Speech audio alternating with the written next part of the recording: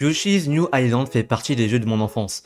C'était mon tout premier jeu Yoshi sur 3DS avec ses niveaux compliqués. J'en ai encore des mauvais souvenirs sur ces niveaux, putain. Carrément, tellement que c'était chaud, tout le monde mettait en mode facile pour avoir les ailes. J'ai littéralement passé mon 3/4 de mon temps sur ce jeu que j'ai complété à 100%. Ouais, j'avais pas de vie. Et je me suis dit, pourquoi pas faire une vidéo dessus, parce que le jeu est devenu...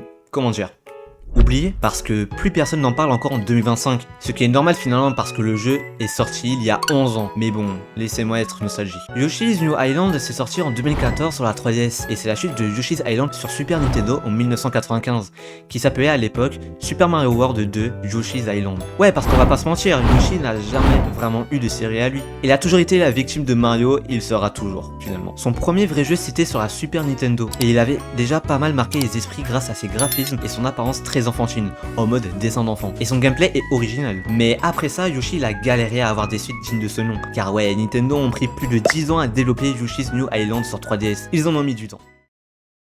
Yo, c'est Jojo du montage, désolé d'interrompre la vidéo, c'est juste pour faire une petite voix off pour vous dire qu'en fait je me suis trompé. En fait, Nintendo ont fait un Yoshi's Island sur DS qui est apparu en 2006.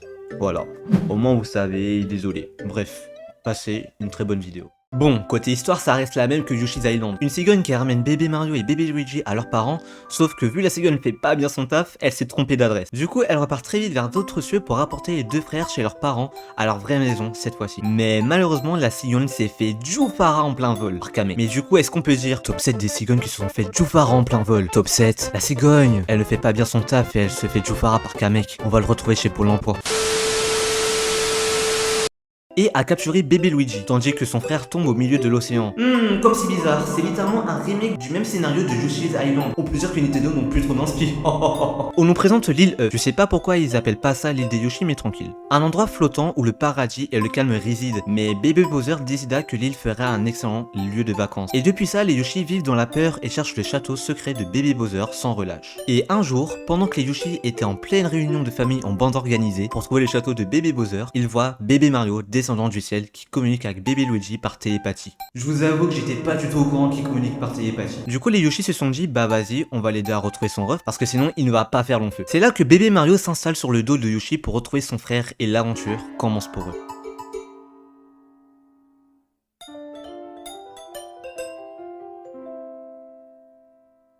Côté gameplay, c'est exactement la même que sur la première version. Tu lances des œufs, tu manges des ennemis, tu sautes pour flotter dans les airs et Yoshi crie Charal.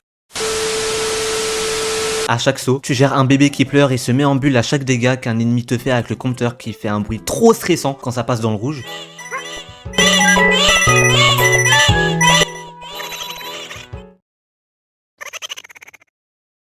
Après, tu devais trouver des petites étoiles afin d'augmenter le compteur pour pas que Kamek et ses potes le capturent. Les niveaux sont beaucoup moins enfantins après 10 ans. Par contre, il y avait certains niveaux qui étaient vénères. Mais ça dépendait du monde où on était, ce qui est logique maintenant. Putain, je suis trop con. Il y avait aussi plein de nouveautés qu'on pouvait découvrir, comme l'œuf géant qui permettait d'avoir 3 vies maximum et de détruire des tuyaux. C'était le même concept que le méga champignon sur New Super Mario Bros. Il y a aussi des transformations variées comme le minecart qui était un banger à l'époque. La montgolfière qui me faisait peur car Yoshi a une sale gueule et c'était difficile à contrôler. Le marteau piqueur et j'en passe. Visuellement, ils ont fait un style crayonné numérique plus froid et un peu artificiel. Ça donne une impression de texture pastel, de crayon gras ou de peinture à l'eau. Les joueurs disent souvent que c'est moins réussi. Il y avait même les boss qui étaient trop goofy. Par exemple, l'énorme haricot géant où tu dois lancer des œufs sur ses racines pour le mettre à découvert. Le crabe avec son dentifrice dégueulasse. Ouais, j'appelle ça du dentifrice. Y'a quoi maintenant? Et qui fait l'hélicoptère avec sa pince. Le boss 4 trop dur de Kamek où tu devais marcher sur les plateformes et en dessous il y avait des pics. Fallait faire gaffe parce que Kamek pouvait changer la direction des plateformes avec sa grosse brume magique. Et en plus il faisait spawn 3 brumes rouges pour nous tuer.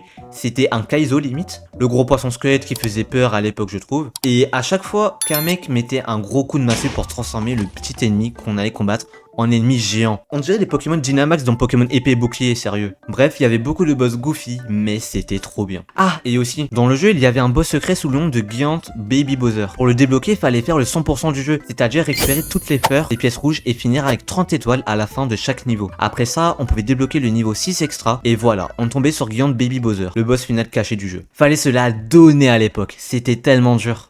Bref, Yoshi's New Island, c'était un jeu qui avait ses défauts, c'est sûr. Des niveaux bien vénères, un style visuel un peu moins marquant que l'original et une histoire un peu recyclée de l'ancien jeu. Mais malgré tout ça, franchement, ça a resté une super aventure. Que tu sois là pour tryhard et débloquer le boss secret, ou juste pour profiter du gameplay et des musiques, tu y passais de bons moments. C'est un jeu qui m'a marqué dans mon enfance, et même si aujourd'hui tout le monde l'a un peu oublié, il restera gravé dans ma mémoire.